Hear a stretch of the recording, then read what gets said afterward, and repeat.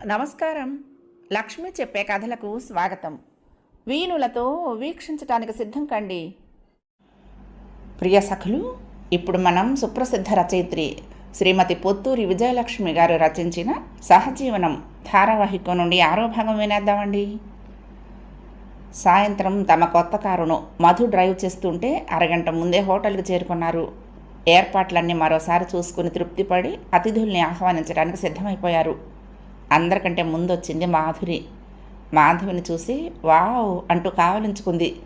ఎంత అందంగా ఉన్నావు, ముద్దొస్తున్నావు అంటూ బొగ్గ మీద ముద్దు పెట్టుకుంది.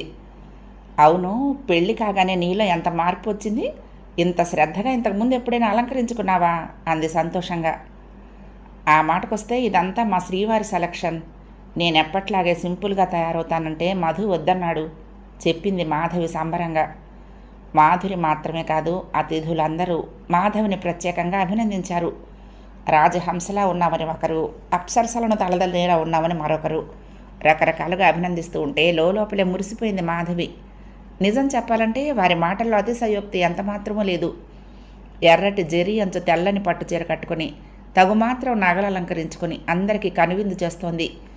అన్ని విధాలా ఆమెకు తగ్గట్టుగా ఉన్నాడు మధు. అతిథులు ఆ దంపతులను అభినందించారు. వాళ్ళ సంసారం ఎలా నడుస్తూ ఉందో అడిగి తెలుసుకున్నారు. సలహాలు కూడా ఇచ్చారు. పార్టీ సరదాగా సాగింది. మాధవిని పాట పాడమన్నారు. నాకు రావు బాబోయ్, నన్ను వదిలేయండి అని గోల పెట్టింది మాధవి. అయితే మీ శ్రీవారిని ఓ పాట పాడమనండి అంటూ పట్టుపట్టారు ఫ్రెండ్స్. మధు రంగంలోకి దూకాడు. నా శ్రీమతి అడగక్కర్లేదు, మీరు పాడమన్నా పాడతాను, కానీ ఒక్క షరతు చెప్పాడు. ఏమిటది అడిగారు అతిథులు. మేము అందరికీ సరిపడా భోజనం ఏర్పాట్లు చేసుకున్నాము. నా పాట విని ఎవ్వరము పారిపోము అని ప్రామిస్ చేస్తే పాడతాను అన్నాడు వినయంగా. అంతా నవ్వేశారు. అలాగే ప్రామిస్, పారిపోము, పాడండి అన్నారు. గొంతు సవరించుకుని తెల్లవారదేమో స్వామి పాట పాడాడు. అంతా శభాష్ అన్నారు. మరొకటి పాడమని బలవంత పెట్టారు. ఈసారి హిందీ పాట చేద్లీకా బాంధు పాడాడు మరింత మధురంగా. అంతా చప్పట్లు కొట్టారు. భర్తను అమాంతం ముద్దు పెట్టేసుకునేదే మాధవి. అందరిలో అలాంటి పని చేస్తే అంత బాగుండదని మానేసింది.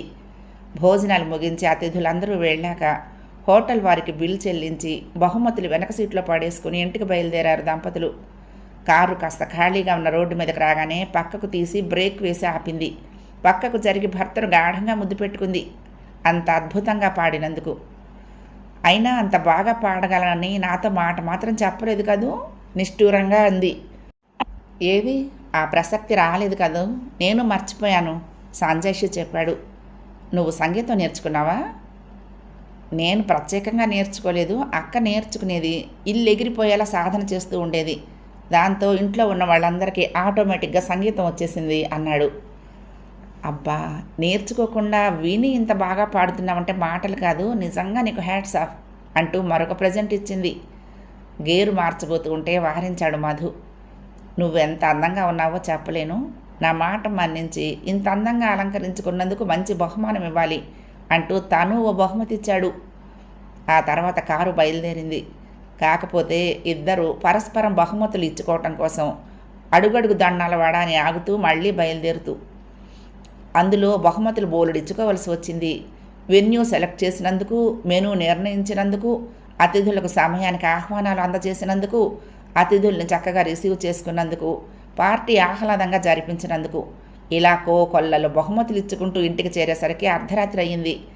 బట్టలు మార్చుకుని గిఫ్టులు విప్పి చూస్తూ ఉండగా ఫోన్ మోగింది గుంటూరు నుండి. భారతి ప్రయాణం నిశ్చయమైంది. టికెట్ వచ్చేసింది. ముందు ఆవిడ వెళ్తుంది. 2 నెలల తర్వాత రాజశేఖరం వెళ్తాడు. మరొక 2 నెలలుండి ఇద్దరు కలిసి వచ్చేస్తారు. ఇది ప్రోగ్రాం. అమ్మ వెళ్ళటానికి 4 రోజుల ముందుగానే గుంటూరు వస్తాను అన్నాడు మధు. ఏకంగా ఆ వేళటకి మద్రాసు వస్తానంది మాధవి. పార్టీ కబుర్లు వాళ్ళకి చెప్పి ఆనందింపచేశారు. మధు అండ్ మధుల సంసారం ఒక గాడిలో పడి చక్కగా సాగిపోతోంది. మాధవి సరే ఉదయం 8 నుండి రాత్రి 7 దాకా పీకల దాకా పనిలో మునిగుంటుంది. మధుకి కూడా సరిపోతుంది రోజంతా. మాధవి వెళ్ళాక పని మనిషి వస్తుంది. ఇల్లంతా శుభ్రం చేయించి బట్టలు ఉతికించి పని మనిషిని పంపేస్తాడు. ఆ తర్వాత బజారుకు వెళ్ళి కావలసినవన్నీ కొనుక్కొస్తాడు. అది వరకు పనిచేసిన ఫ్రెండ్కి అవసరమైతే ప్లాన్లు గీసిస్తాడు. మాధవి ప్రోద్బలం వల్ల మ్యూజిక్ నేర్చుకుంటున్నాడు. సితార్ అంటే నాకు ప్రాణం. నేను ఎలాగో నేర్చుకోలేకపోయాను. నీకు సంగీతంతో పరిచయం ఉంది కదా, నువ్వు నేర్చుకో అని బతిమాలింది. అలాగే అనేసి వెంటనే క్లాసులో చేరిపోయాడు. వారానికి 3 రోజులు ఆ క్లాసులుంటాయి. మధ్యాహ్నం భోజనానికి మాధవి ఇంటికి రాదు. వాళ్ళకి అక్కడే సప్లై చేస్తారు. తన ఒక్కడి కోసం కదా అని లంచ్ క్లుప్తంగా వండేసి భోజనం చేస్తాడు. మధ్యాహ్నం టీవీ చూస్తూ పుస్తకాలు చదువుతూ కాలక్షేపం చేస్తాడు. కావాలంటే చిన్న కునుకు తీస్తాడు. సాయంత్రం మొక్కలకు నీళ్లు పోసి ఇల్లంతా మరొకసారి సర్ది శ్రద్ధగా వంట చేస్తాడు. మాధవి కోసం ఎదురు చూస్తూ కూర్చుంటాడు. మాధవి వచ్చేస్తుంది. మంచి వంటల పుస్తకాలు కొని రకరకాలుగా వంటలు ప్రయోగం చేస్తూ ఉంటాడు. మంచి డ్రెస్ డిజైన్ కనిపిస్తే దాన్ని కట్ చేసి భద్రంగా ఉంచి మాధవి కోసం ఆ డ్రెస్ ఆర్డర్ చేసి కుట్టిస్తాడు. మనసులు కలిసిపోయిన ఆ జంట చిలక గోరింకల్లా సంసారం సాగించసాగారు. ఈ పరుగుల ప్రపంచంలో ఒకరిని గురించి పట్టించుకునే తీరిక ఓపిక ఎవరికి ఉండటం లేదు. ఎవరి బతుకులు వాళ్ళవి. కానీ ఈ రోజుల్లో కూడా కలహ భోజనుడి వారసులు కొంతమంది ఉన్నారు. ఆ కోవకు చెందినవాడే మాధవరావు. మాధవరావు తండ్రి భానుప్రతాప్ చిన్ననాటి మిత్రులు. మాధవరావు కంప్యూటర్ ఇంజనీరింగ్ చేసి ఉద్యోగంలో చేరాడు. అతనికి మాధవ్ని పెళ్లి చేసుకోవాలని మనసులో ఉంది. తండ్రితో చెప్పాడు. ఆయన భానుప్రతాప్తో చెప్పాడు. మాధవి ఒప్పుకోలేదు.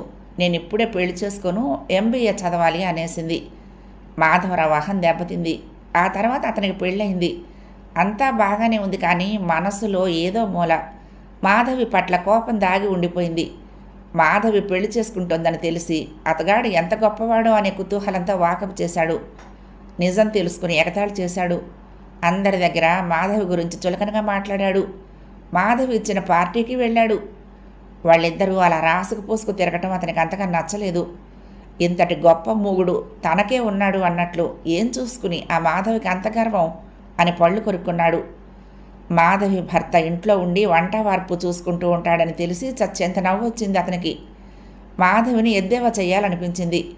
పని కట్టుకుని ఒక ఆదివారం పొద్దున్న 11ంటికి ఫోన్ చేశాడు. మాధవి స్వయంగా రిసీవ్ చేసుకుంది. ఆప్యాయంగా పలకరించింది. ఎలా ఉంది మీ జాబ్ అని అడిగాడు మాధవరావు. మామూలేనండి, మీ జాబ్ ఎలా ఉంది అడిగింది మాధవి. నా జాబ్కి ఏమండి ఫస్ట్గా ఉంది. వచ్చే ఏడాది స్టేట్స్ వెళ్ళిపోవాలని ప్లాన్ చేస్తున్నాను. ఫ్యామిలీని కూడా తీసుకువెళ్తాను. అక్కడైతే బోలెడంత డబ్బు. చూస్తున్నారుగా డాలర్ రోజు రోజుకి ఎలా పెరిగిపోతుందో. ఇండియాకి భవిష్యత్తు లేదండి. ఇక్కడుంటే ఈ గొర్రెతోక జీవితాలే. నా భార్యను డబ్బులో సకల సుఖాలలో ముంచెత్తాలని నా కోరిక అన్నాడు. మంచి ఆలోచన మీది, కాంగ్రాట్స్ అభినందించింది మాధవి. మీ వారేం చేస్తున్నారు? వంట టైం కదా, వంటింట్లో ఉన్నారా అడిగాడు కించిత్ ఎగతాళిగా. అవునండి, ఇప్పుడే మొదలుపెట్టారు చెప్పింది. మరి కాస్త ఏడిపించబుద్ధేసింది మాధవరావుకి. మా ఆవిడకి ఏదో రెసిపీ కావాలట, మీ వారిని అడిగి తెలుసుకోవాలనుకుంటోంది, అందుకే ఫోన్ చేశాను అన్నాడు. మంచి పని చేశారు, ఉండండి మధుని పిలుస్తాను అని చెప్పి లోపలికి వెళ్ళింది. గభాలన ఫోన్ పక్కన పెట్టి భార్యను లాక్కొచ్చాడు మాధవరావు. ఆవిడకి వ్యవహారం అంతా చిరాగ్గా ఉంది. ఎందుకు ఇవన్నీ అని విసుక్కుంది. నోరు మూసుకో, అవతల ఆయన వస్తున్నాడు, ఏదో ఒకటి అడుగు, కాస్త కష్టమైందే అడుగు అని బోధపరిచి ఫోన్ అందించాడు. అటువైపు నుండి మధు బదులుగా మాధవే మాట్లాడింది. కుశల ప్రశ్నలు అయ్యాక, సారీ అండి, మధు మైసూర్ పాక్ చేస్తున్నారు, మధ్యలో ఆపకూడదట కాదు, ఆ పని కాగానే తనే మీకు ఫోన్ చేస్తానన్నారు అని చెప్పింది. అబ్బా, మీ వారు మైసూర్ పాక్ కూడా చేస్తున్నారా సంభ్రమంగా ప్రశ్నించింది ఆవిడ. అవునండి, మైసూర్ పాక్ అంటే నాకు ఇష్టం, అందుకని కష్టపడి నేర్చుకున్నారు గర్వంగా చెప్పింది మాధవి. మీరు చాలా అదృష్టవంతులండి, మంచి భర్త దొరికారు అందావిడ. అవునండి, అందుకు ఏమాత్రం సందేహం లేదు తృప్తిగా చెప్పింది మాధవి. ఫోన్ పెట్టేసి పక్కకు తిరిగేసరికి ధుమధుమలాడుతూ కనిపించాడు మాధవరావు. నీకు బుద్ధి ఉందా? మంచి భర్త దొరికాడు అంటూ ఓ పొగిడేస్తున్నావు, ఏమిటా మంచి గడమంచి అన్నాడు ఆగ్రహంగా. ఏదో మాట వరుస కన్నాను, అయినా నేనన్న దాంట్లో తప్పే ఉంది, ఆయన మంచివాడు కాడా నిలదీసింది ఆవిడ. ఏం మంచి, ఇంట్లో కూర్చుని ఆడంగి వెధవల వంటలు చేయటం కూడా గొప్పేనా? వంటలే చేస్తాడో అంట్లే తోముతాడో ఆయన ఇష్టం, మధ్యలో మీకెందుకు? పని కట్టుకుని ఆయన్ని పిలిచి వంటలు చెప్పమనటంలో ఏమిటి మీ ఉద్దేశం? దెబ్బలాటకు దిగింది. అంతలోనే ఫోన్ మోగింది. విసురుగా ఫోన్ అందుకున్నాడు మాధవరావు. హలో అన్నాడు. నమస్కారం, నేను మధుసూదన్ని మాట్లాడుతున్నాను. మీ శ్రీమతి గారు నన్నేదో అడగాలనుకున్నారట కదా గంభీరంగా ఉన్న ఆ కంఠం విని కాస్త తడబడిపోయాడు మాధవరావు. అవునండి, ఇదిగో మాట్లాడండి అంటూ ఫోన్ భార్యకు అందించాడు. క్షమించాలి, ఇందాక మీరు ఫోన్ చేసినప్పుడు కాస్త బిజీగా ఉన్నాను మర్యాదగా చెప్పాడు. అబ్బే పర్వాలేదండి, మొహమాట పడిపోయింది ఆవిడ. ఇంతకీ మీకు ఏ రెసిపీ కావాలి? తడబడిపోయిందామె. ఒక్క క్షణం ఆలోచించి కాలీఫ్లవర్ మంచూరియా అని చెప్పింది. ఓ అదా, చాలా సింపుల్. బై మీరు వెల్లుల్లి తింటారు కదా అడిగాడు. తింటామండి. అయితే సరే, వెల్లుల్లి ఇష్టపడని వాళ్ళు చైనీస్ వంటకాలు తలపెట్టకుండా ఉంటే మంచిది. ఈ డిష్కి తాజా కాలీఫ్లవర్ కావాలి, నిలవదైతే బాగుండదు. వెల్లుల్లి, అల్లం, పచ్చిమిర్చి, soya sauce, corn flour, Ajinomoto అంటూ చెప్పుకుపోసాగాడు. నోరు ఊరించేలా తయారు చేసే విధానం చెప్పి ముగించాడు. చేసి చూడండి, ఎలా కుదిరిందో చెప్తారు కదూ అనేసి ఫోన్ పెట్టేశాడు. అతనితో మాట్లాడి దీర్ఘంగా నిట్టూర్చింది మిస్సెస్ మాధవరావు. దేనికైనా పెట్టి పుట్టాలి. అంత చదువుకున్నా అన్నీ వచ్చు ఆయనకి. గర్వం కాస్తంతైనా లేదు. కొత్త మనిషితోనైనా ఎంత ఆప్యాయంగా మాట్లాడాడో. మీరు ఉన్నారెందుకు? ఎంతసేపు పొల్ల విరుపుగా మాట్లాడి ఎదుటివారిని ఎలా బాధ పెట్టాలా అని ఆరాటం తప్పించి ఇంకేమీ చేత కాదు. అతన్ని చూసి నేర్చుకోండి అనేసి విసురుగా లోపలికి వెళ్ళిపోయింది. తను విసిరిన రాయి తిరిగి వచ్చి తన తల మీద పడి బొప్పు కట్టేసరికి తెల్లబోయి తలపట్టు కూర్చున్నాడు మాధవరావు. మాధవి ఇంటెదురుగా ఉన్న ఇంట్లో ప్రభావతి అని ఒక ఇల్లాలుంది. ఆవిడ భర్త గవర్నమెంట్లో పెద్ద ఆఫీసరు. బోలెడంత డబ్బుంది. మంచి ఇల్లు కట్టుకున్నారు. ఆ ఇంట్లో పనిచేయటానికి పని మనిషి, వంట మనిషి, వాచ్మెన్, తోటమాలి వగైరా హంగులన్నీ అమర్చుకున్నారు. దాంతో ఆవిడకి బొత్తిగా పని పాటు లేకుండా పోయింది. పని లేనివాడు పిల్లి తల గొరిగాడు అన్నట్లు ఆవిడకి ఏం చేయాలో తోచక ఇరుగు పొరుగు ఇళ్ల వాళ్ళ మీద ఒక కన్నేసి ఉంచి వాళ్ళ వివరాలన్నీ సేకరించటం, అవి వాళ్ళవి వీళ్ళకి, వీళ్ళవి వాళ్ళకి చెప్పి తద్వారా వినోదం పొందటం అలవాటు చేసుకుంది. ఆ కార్యక్రమంలో భాగంగా మాధవి ఇంటి మీద పడింది ఆవిడ కృపా కటాక్షం. వాళ్ళింట్లో పనిచేసే పని మనిషిని పిలిపించి కాఫీ ఇచ్చి మంచి చేసుకుని బోలెడు వివరాలు సేకరించింది. మీటింగు పెట్టి, చూసారా ఆ ఎదురింటి వింత, ఆ అమ్మాయికి పెద్ద ఉద్యోగం, ఆ మొగుడు గారేమో ఇంట్లోనే ఉంటాడు, వంట వరపు అతనే చేస్తాడుట. ఆదివారం నాడు కూడా ఆవిడ గుర్రెట్టి నిద్రపోతుందిట. ఆయన టిఫిన్ చేసి నిద్ర లేపుతాడట. ఇద్దరూ కలిసి బయటకు సినిమాకి షికారుకి వెళ్తారా. రాగానే ఆవిడ ఆ బట్టలు విప్పి విసిరేస్తుందిట. ఆయన మర్నాడు అవన్నీ మడతలు పెడతాడుట అంటూ చెప్పుకుని ఆనందపడుతుంది. వాళ్ళంటే ఆవిడకు చిన్న చూపు. ముఖ్యంగా మధు అంటే తేలిక భావం. అతన్ని ఎలాగైనా ఏడిపించాలని ఆవిడకి సరదా. ఒకరోజు అవకాశం వచ్చింది. చీరలు వాడొచ్చాడు. వెంకటగిరి, పాటూరు, గద్వాలు మొదలైన చీరలు తెచ్చి వాయిదాల పద్ధతిని అమ్ముతూ ఉంటాడు. అందరూ కొంటారు అతని దగ్గర. ఆ వేళ మామూలుగా వచ్చాడు అతను. ఆవిడకు మెరుపు లాంటి ఆలోచన వచ్చింది. ఎదురింటికి వెళ్ళి మధును పిలిచి చీరలు కొంటారా అని అడిగితే అతని మొహం మాడిపోతుంది. ఆ సుందర దృశ్యం ఊహించుకుంటూనే ఒళ్ళు పులకరించిపోయింది. అందుకే ఆ ఆలోచన అమల్లో పెడుతూ ఒక్క పరుగున ఎదురింటికి వెళ్ళి కాలింగ్ బెల్ నొక్కింది. సితార్ ప్రాక్టీస్ చేస్తున్న మధు లేచొచ్చి తలుపు తీశాడు. నమస్కారం, నా పేరు ప్రభావతి, నేను మీ ఎదురింట్లోనే ఉంటాను అంటూ పరిచయం చేసుకుంది. అవునండి, నేను మిమ్మల్ని చూశాను అన్నాడు మధు. ఈ వీధిలోకి చీరలు వాడొస్తాడండి. పాటూరు, వెంకటగిరి అన్ని రకాల చీరలు తెస్తాడు. ఇక్కడ ఇంట్లో ఉండే ఆడవాళ్ళం అందరం తీసుకుంటూ ఉంటాము. మీరు ఇంట్లోనే ఉంటారుగా, చూస్తారేమోనని అడిగాను అంది ప్రభావతి. అలాగా, చీరలు బాగుంటాయా, మన్నిగ్గా ఉంటాయా అడిగాడు మధు. ఆవిడ కాస్త గతుక్కుమని అంతలోనే సర్దుకుంది. చాలా బాగుంటాయి, మేము ఎప్పటి నుండో తీసుకుంటున్నాం చెప్పింది. అయితే పంపించండి, చూస్తాను అన్నాడు. అలా పంపిస్తే తన కోరిక ఎలా నెరవేరుతుంది? అతన్నే రమ్మంటే అంతమంది ఆడవాళ్ళ మధ్య అతను ఇబ్బందిగా మొహమాటంగా కూర్చుంటే మరొక 4 మాటలని అతన్ని ఏడిపించే అవకాశం ఉంటుంది. అందుకే అలా ఇంటింటికి రాడండి, మా ఇంట్లో మూట విప్పాడు, అక్కడికే వచ్చి తీసుకోవాలి, అందరం అలాగే తీసుకుంటాము, మీరు అక్కడికే రండి అంది. అలాగా, అయితే అక్కడికే వస్తాను, ఇల్లు తాళం వేసి వస్తాను, మీరు పదండి అన్నాడు మధు. ఆవిడ పరుగున వచ్చేసి మిత్రురాళ్ళందరినీ సమాయత్తం చేసింది. 15 గంట తర్వాత దర్జాగా వచ్చాడు మధు. అందరినీ చూసి పలకరింపుగా నవ్వాడు. అందరినీ పరిచయం చేసింది. అందరికీ వినయంగా నమస్కారం చేశాడు. ఏవేవో ప్రశ్నలు వేశారు. చక్కగా సమాధానాలు చెప్పాడు. ఆ తర్వాత చీరలు పరిశీలించడంలో మునిగిపోయాడు. నాణ్యత, ధరల విషయంలో అతనికి ఉన్న అవగాహన కనిపెట్టి కాస్త కంగు తిన్నాడు ఆ చీరలవాడు. ఆడవాళ్ల ముందర ప్రదర్శించే ట్రిక్కులు ఇతని ఎదుట చెల్లవని అతనికి అర్థమైపోయింది. చీరలన్నీ క్షుణ్ణంగా పరిశీలించి 3 చీరలు ఎంచి పక్కన పెట్టాడు మాధు. వీటి ధర చెప్పమన్నాడు. బదులుగా అతను చెప్పిన ధర విని నవ్వేశాడు. వాయిదాల పద్ధతొద్దు, ఇప్పుడే మొత్తం ఇచ్చేస్తాను, ఎంతకిస్తావో చెప్పు అని ఖచ్చితంగా బేరమాడి బాగా తగ్గించి సెటిల్ చేసి ఇంటికొచ్చి డబ్బు తీసుకుపో అని చెప్పి చీరలు తీసుకొని లేచాడు. వెళ్ళొస్తానండి, థ్యాంక్స్ అన్నాడు. అప్పటిదాకా నోరు ఆవలించి అతడి వ్యవహారం గమనిస్తున్న ఆడవాళ్ళంతా ఇహలోకంలోకి వచ్చారు. బాగుంది మీ సెలక్షన్, మీ ఆవిడకి బాగా నొప్పుతాయి అంది ఒక ఆవిడ. ఇవి మా ఆవిడకి కాదండి, 2 మా అక్క కోసం, 1 మా అమ్మకి అని చెప్పి అక్కడి నుండి వచ్చేశాడు. ప్రభావతి బొగ్గలు నొక్కుంది. చూసారా ఎంత అన్యాయమో, ఇంత డబ్బు పోసి చీరలు కొన్నది తన తల్లి కోసము, తోడబుట్టిన దానికోసమట అని వాపోయింది. అమ్మలక్కలందరూ కూడా బాధపడ్డారు. సొమ్ము ఒకటిది సోకు ఒకటిది అంటే ఇంతే. పాపం ఆ అమ్మాయి కష్టపడి సంపాదిస్తూ ఉంటే తయారుగా తినటమే కాకుండా ఇలా ఖర్చు చేస్తున్నాడు. అంతేనమ్మా దిక్కుమాలిన మగజాతి అనుకుని నిట్టూర్చారు. ఆ రాత్రి మాధవికి తీసుకున్న చీరలు చూపించాడు మాధు. అదోలా నవ్వింది మాధవి. సెలక్షన్ మెచ్చుకుంటూనే ఇక్కడి నుంచి అంత దూరం చీరలు తీసుకువెళ్ళటాన్ని ఆక్షేపించింది. ఇదో అలవాటు మాధు, అవి ఇవి అంటూ సామాన్లు పోగేసి ఎద్దంత సూట్ కేసులు ఈడ్చుకుంటూ చెమటలు కక్కుతూ తిరిగేవాళ్ళని చూస్తే జాలిస్తుంది నాకు. ఇక్కడి సామాన్లు అక్కడికి తీసుకుపోయి మళ్ళీ అక్కడి నుంచి ఇక్కడికి మోసుకొచ్చి ఎందుకు ఈ అవస్థ? డబ్బు పెడితే ఎక్కడైనా అన్నీ దొరికే అవకాశం ఉన్నప్పుడు బహుమతులుగా ఆ డబ్బే ఇస్తే సరిపోదా అంది.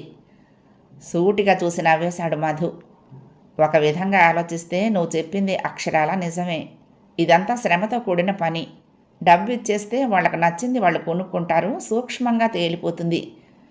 మనకు అంతగా పరిచయం లేని దూరపు బంధువులకు మిత్రులకు ఫంక్షన్స్ అయినప్పుడు ఆ పద్ధతి నిజంగా ఆచరణ యోగ్యమే కాదనను. కానీ ఆత్మీయుల విషయంలో మాత్రం ఆ పద్ధతి సరైంది కాదు.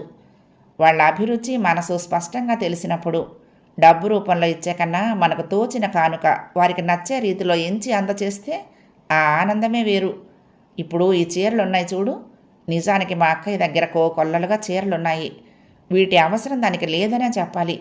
కానీ ఇలా పంపించామనుకో మురిసిపోతుంది. నా తమ్ముడు మరదలు నన్ను గుర్తుంచుకుని నాకు ఇష్టమైన చీరలు పంపారు అని అందరితో చెప్పుకుంటుంది. కాస్తంత డబ్బు వెచ్చించి కాస్త శ్రమ పడినా ఆత్మీయతను పెంచి మనుషులు దూరాన ఉన్నా మనసులు దగ్గరవటానికి దోహదం చేస్తాయి ఈ కానుకలు. ఇక మా అమ్మ విషయం, ఏ ఆడదైనా కొడుకు పెళ్ళయ్యాక ఒంటరితనం అనుభవిస్తుంది. పైకి చెప్పకపోయినా మనసులో ఏమోలో ఇక నా కొడుకు నన్ను మర్చిపోయాడు అనే భావన దాగుంటుంది. అటువంటి అపోహలను దూరం చేయాలంటే ఇటువంటి చిన్న చిన్న జాగ్రత్తలు తీసుకోవటం ఎంతైనా అవసరం. అందుకే వాళ్ళిద్దరి కోసం ఈ చీరలు కొన్నాను అన్నాడు. నిజమే సుమా, ఈ యాంగిల్లో నేను ఎప్పుడూ ఆలోచించలేదు. మా అక్క నాకు ఎప్పుడూ డబ్బే ఇచ్చేది, నేను వాళ్ళకు డబ్బే ఇచ్చేదాన్ని. మమ్మీ డాడీ కూడా అంతే. అదే మా అందరికీ అలవాటైపోయింది. ఈసారి నేను కూడా ఏదైనా బహుమతులు కొంటాను వాళ్ళకి అంది మాధవి. తల్లికి అక్కకి ఖరీదైన చీరలు కొన్న విషయం భార్య దగ్గర దాచాడేమో, లేక చెప్తే హత్తెరి నాకెందుకు కొనలేదు అని మాధవి దుమ్మెత్తి పోస్తుందేమో. అసలు ఏం జరిగిందో తెలుసుకోవాలని సమయం కోసం కనిపెట్టుకుని కూర్చుంది ప్రభావతి. మధు ఊళ్ళో లేడని గుంటూరు వెళ్ళాడని తెలుసుకుని మాధవి ఆఫీసు నుండి రాగానే పని కట్టుకుని వెళ్ళింది వాళ్ళ ఇంటికి. అలసిపోయి ఇంటికొచ్చిన మాధవికి భర్త లేని లోటు కొట్టొచ్చినట్లు కనిపించింది. అటువంటి సమయంలో ఎదురింటి ఆవిడ రాక ఆనందం కలిగించింది. ఆదరంగా ఆహ్వానించి కూల్ డ్రింక్ అందించింది. మీ ఆయన లేరా అమ్మా అని అడిగింది ప్రభావతి ఏమీ ఎరగనట్లే. లేరండి, గుంటూరు వెళ్ళారు. మా అత్తగారు అమెరికా వెళ్తున్నారు చెప్పింది మాధవి. అమెరికా ఎందుకమ్మా కుతూహలంగా అడిగింది ప్రభావతి. మా ఆడపడుచుకి డెలివరీ హెల్ప్కు వెళ్తున్నారు. ఈ ఆదివారం ఫ్లైట్, మళ్ళీ 4 నెలల దాకా రారు కదా. వాళ్ళ అమ్మగారి దగ్గర 4 రోజులు ఉండి వస్తానని వెళ్ళారు. ఆయనకి వాళ్ళ అమ్మ అంటే చాలా ఇష్టం చెప్పింది మాధవి. అవును, నేను గమనించాను ఆ విషయం. నీకు చెప్పాడో లేదు, ఆ మధ్య చీరలు వాడొస్తే బోలెడంత డబ్బు పోసి వాళ్ళ అమ్మకి అక్కగారికి చీరలు కొన్నాడు మీ ఆయన చెప్పింది ప్రభావతి. మాధవికి చిరాకు వేసిన అణుచుకుని నాకు చూపించారు, చాలా బాగున్నాయి అనేసింది. ఆవిడ గతుక్కుమని అంతలోనే సర్దుకుంది. పోనీ కొన్నాడే అనుకో, నీ కోసం కూడా కొనొచ్చుగా, మీ అమ్మ కోసం కూడా కొనొచ్చుగా. తన వాళ్ళ మట్టుకే కొనటం ఉంది చూశావు. నీకేమో కానీ నాకు ఎంత మాత్రమో నచ్చలేదమ్మా అంది ఆదరంగా. వస్తున్న నవ్వు ఆపుకొని గంభీరత నటించింది మాధవి. కాసేపు కాలక్షేపం అనుకుంది. పైకి మాత్రం నిజమే సుమండి, నాకు ఆ ఆలోచనే రాలేదు అంది. ఎలా వస్తుందమ్మా, నువ్వు అమాయకురాలివి. నీ ఉద్యోగమేమో నీ లోకమేమో అన్నట్లుంటావు. ఇంటి పెత్తనం అంతా ఆయనదే, ఇక అడ్డే ఉంది. ఆయన ఆడింది ఆట, పాడింది పాట అంటూ మొదలుపెట్టి జ్ఞానబోధ చేసి ఏదైనా అవసరం వస్తే నా దగ్గరికి రా అని హామీ ఇచ్చి తృప్తిగా వెళ్ళిపోయింది. ఆవిడ వెళ్ళాక తనివి తీరా నవ్వుకుంది మాధవి. ఆ రాత్రి గుంటూరు ఫోన్ చేసింది. భారతి రిసీవ్ చేసుకుంది. నువ్వు పంపించేర చాలా బాగుంది మాధవి, అయినా ఇప్పుడెందుకు పంపించావమ్మా అంది ఆప్యాయంగా. ఆవిడతో కాసేపు మాట్లాడిన తర్వాత మధు లైన్లోకి వచ్చాడు. ఎలా ఉన్నావు అని అడిగాడు. నాకేం బ్రహ్మాండంగా ఉన్నాను, ఇవాళ నాకు జ్ఞానోదయం కలిగింది అంది సీరియస్గా. అబ్బా నిజంగానే, ఏమిటో అంత జ్ఞానోదయం అడిగాడు. నేను అసలే అమాయకురాలిని, అది అలుసుగా తీసుకుని నువ్వు పెత్తనం చాలా ఇస్తున్నావు. ఇక లాభం లేదు, ఊరు నుండి రాగానే నిన్ను అదుపులో పెట్టాలి. నిన్ను బాగా కోప్పడి నా చెప్పు చేతల్లో పెట్టుకోవాలి, లేకపోతే అదుపు తప్పిపోతావు ఖచ్చితంగా చెప్పేసింది. అవునా, నిజంగానే జ్ఞానోదయం కలిగింది నీకు? బై నీకు అంత జ్ఞానం బోధించిన పుణ్యాత్ములు ఎవరో తెలుసుకోవచ్చా అడిగాడు. ఎవరైతేనే, ఎవరో ఇరుగు పొరుగు వాళ్ళు వివరంగా చెప్పింది. సరే అయితే నేను రాగానే నాకు నీ చేతుల్లో సన్మానం ఉందన్నమాట. బాబోయ్ భయం వేస్తోంది అన్నాడు. ఇలాంటి సన్మానం కాదు, ఘన సన్మానం హామీ ఇచ్చింది. కాసేపు కబుర్లు చెప్పుకున్నాక ఆదివారం మెడ్రాస్ వస్తాను అని చెప్పింది కానీ వెళ్ళటం కుదరలేదు. అర్జెంటు పని వచ్చి పడింది. తల్లిని విమానం ఎక్కించి తిరుగుముఖం పట్టాడు మధు. తండ్రిని తనతో రమ్మన్నాడు కానీ ఆయన వేరే పనులున్నాయి, తర్వాత వస్తానని వాయిదా వేయటంతో ఒంటరిగా ఇల్లు చేరుకున్నాడు. టెక్సాస్ చేరుకున్నాక ఫోన్ చేసింది భారతి. ప్రయాణం బాగానే జరిగిందని చెప్పింది. అక్కడ వాతావరణం బాగా కొత్తగా ఉందని చెప్పింది. తర్వాత నీరజ చాలాసేపు మాట్లాడింది. వాళ్ళు పంపించిన చీరలు చాలా బాగున్నాయని మెచ్చుకుంది. తన ఆరోగ్యం బాగానే ఉందని చెప్పింది. చివరికి ఆమె భర్త సుధాకర్ మాట్లాడాడు. దంపతుల్ని అమెరికా రమ్మన్నాడు. తాను ఇండియా వచ్చినప్పుడు మధు మాధవులతో 4 రోజులు గడుపుతానని మాటిచ్చాడు. ఆ తర్వాత కొత్త కాపురం ఎలా ఉందని బావమరిదిని కాసేపు ఏడిపించి వదిలాడు. భార్య ద్వారా ఎదురింటి ప్రభావతి గారి ప్రహసనం విన్నాక మధుకు చిర్రెత్తుకొచ్చింది. పోనిద్దు, ఆవిడ స్వభావం అది అనేసింది మాధవి తేలిగ్గా తీసేస్తూ. కానీ మధు మాత్రం అలా తీసి పారేయలేదు. నీకు తెలియదు మధు, ఇలాంటి వారికి కీలెరిగి వాత పెట్టాలి, లేకపోతే ఇలాగే వచ్చి ఏమిటేమిటో మాట్లాడిపోతూ ఉంటారు. ఇలాంటి వారి కారణంగానే చాలా కుటుంబాలలో కలతలు ఏర్పడేది అన్నాడు. ఆ తర్వాత ప్రభావతి గారు ఆవిడ భర్త కలిసి మాట్లాడుకునే సమయం కనిపెట్టి పని కట్టుకుని వెళ్ళి, అక్కయ్య గారు మీరు ఇలా మా ఆవిడకి చెప్పారట కదా, ఆవిడెప్పుడు పంజాబీ డ్రెస్సులే వేసుకుంటుందండి, అందుకే మా ఆవిడకి కొనలేదు, మా అమ్మకి అక్కకి మాత్రమే కొన్నాను. పాపం మీరేదో ఊహించుకుని చాలా బాధపడ్డారట కదా, ఇక ముందు ఇలాంటి అనుమానం కానీ వస్తే నేరుగా నన్నే అడిగి తెలుసుకోండి అన్నాడు అతి మర్యాదగా. ఆవిడ మొహం మాడిపోయింది.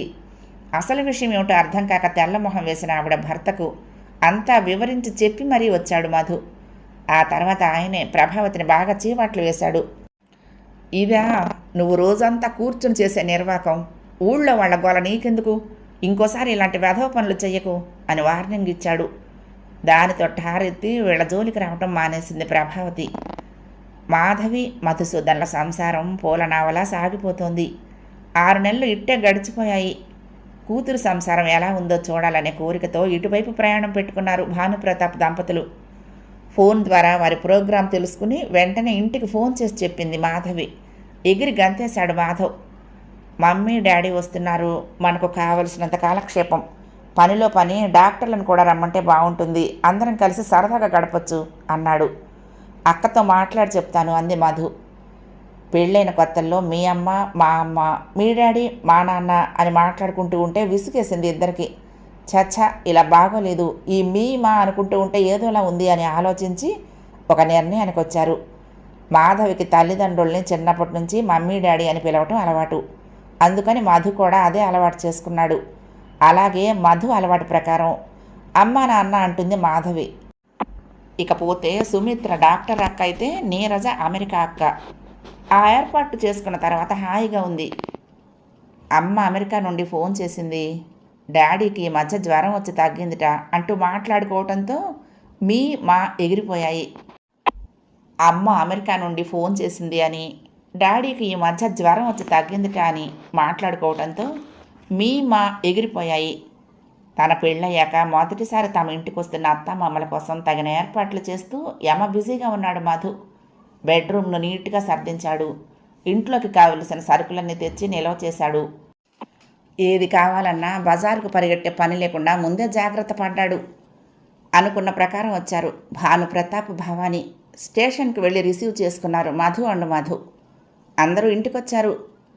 ఇల్లు చూసి సంబరపడిపోయింది భవాని. పెళ్ళయ్యాక నీకు బాగా స్థిరత్వం వచ్చింది బేబీ. అది వరకు నీ రూమ్లోకి అడుగు పెట్టాలంటేనే భయం వేసేది అంది. ఈ ప్రతిభ అంతా మీ అల్లుడిది, నేనేమీ మారలేదు చెప్పేసింది మాధవి. ఆశ్చర్యపోయింది ఆవిడ. నలుగురు పనివాళ్ళు సర్దుతూ ఉన్నా మా ఇల్లు కూడా ఇంత అందంగా శుభ్రంగా ఉండదు, అద్దంలా ఉంది మీ ఇల్లు అని మెచ్చుకుంది. అద్దంలా ఉన్న కూతురి ఇంటిని మెచ్చుకుని ఆనందపడిన భావానికి అల్లుడు వంట చేసి బల్ల మీద సర్ది పెట్టడం, తమకు కాఫీలు అందించడం చూసి పచ్చి వెలక్కాయ గొంతున పడ్డట్లయింది. దానికి సాయం కూతురు కూడా తమతో పాటు కూర్చుని కబుర్లు చెప్తూ కాఫీ తాగుతూ ఉండటం చూసి చచ్చేంత మొహమాట పడిపోయింది.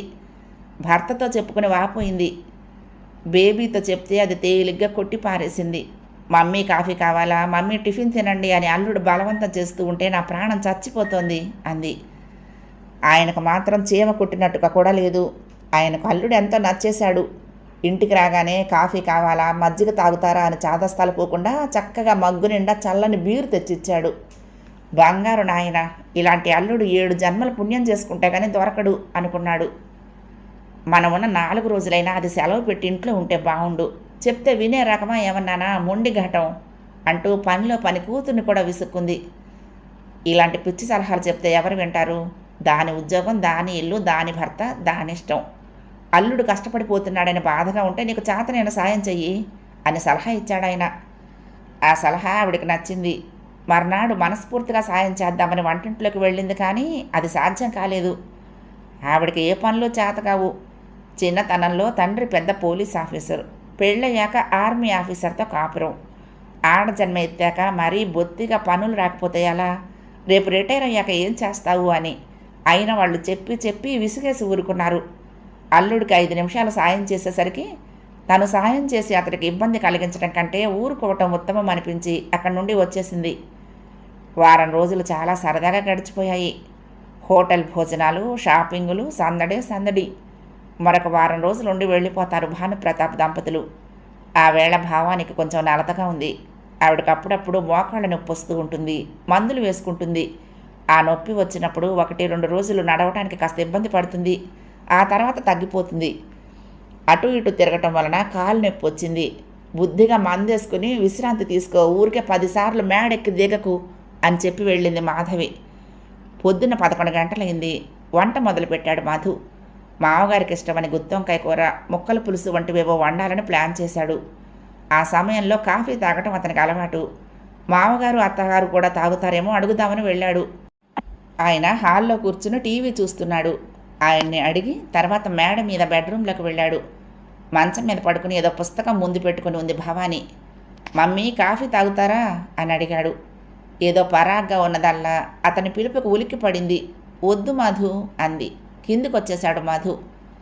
దిగులుగా ఉన్న భవానీ వదనం దాచుకోవాలన్న ఆవిడ ముఖంలో దాగని బాధ కనిపెట్టిన మధుకి తక్షణ కర్తవ్యం ఏమిటో తెలిసింది. ఆ కఠినమైన వంటకాలు చేసే పని విరమించి 5 నిమిషాల్లో చారు పెట్టేసి బియ్యం రైస్ కుక్కర్లో పడేసి 2 కప్పుల కాఫీ, 1 కప్పుల బోర్న్విటా కలిపి వంటింట్లో నుంచి బయటపడ్డాడు. మామగారికి కాఫీ ఇచ్చి మేడ మీదకు వెళ్ళాడు. మమ్మీ ఇదిగో కాస్త బోర్న్విటా తాగండి అంటూ కప్పు అందించి మంచం పక్కనే కుర్చీ లాక్కుని తీరిగ్గా కూర్చున్నాడు. మమ్మీ నాకు బోరుగా ఉంది, ఏమైనా కబుర్లు చెప్పండి అన్నాడు. నేనా, ఏం కబుర్లు చెప్పను అడిగింది భవాని. ఏవైనా సరే మీ చిన్నప్పటి విశేషాలు చెప్పండి, మీరు స్టూడెంట్గా ఉన్నప్పటి కబుర్లు చెప్పండి అన్నాడు. అప్పటి వరకు దిగులుగా ఉన్న భవాని మొహంలోకి కళ్ళొచ్చింది. నా చిన్నతనం కబుర్లా, ఏ నాటి మాట, ఎప్పటి చిన్నతనం అంటూనే మొదలుపెట్టి స్కూల్లో ఇంగ్లీష్ మాస్టర్ని ఎలా ఏడిపించింది, తర్వాత కాలేజీలో కెమిస్ట్రీ ల్యాబ్లో ఎలా అల్లరి చేసింది, ఎన్సీసీ మాస్టర్ని ఎంత ఏడిపించుకు తిన్నది చెప్పుకుంటూ పోయింది. ఒక సంఘటన తర్వాత మరో సంఘటన. పరిసరాలు మర్చిపోయి గతంలోకి వెళ్ళిపోయింది. చిన్న పిల్లల సంబరాలు పడుతూ చెప్తూ ఉంటే సరదాగా వింటూ ఉండిపోయాడు మధు. 6వ భాగం సమాప్తం. ప్రియ సఖులు, ఈ కథ మీకు నచ్చితే తప్పకుండా లైక్ చేయండి, షేర్ చేయండి, కామెంట్ చేయండి, సబ్స్క్రైబ్ చేసుకుని నన్ను ఎంకరేజ్ చేయండి. ఉంటానండి. ప్రేమతో లక్ష్మి, కృష్ణాతీరం దుర్గమ్మ సన్నిధానం. నమస్తే.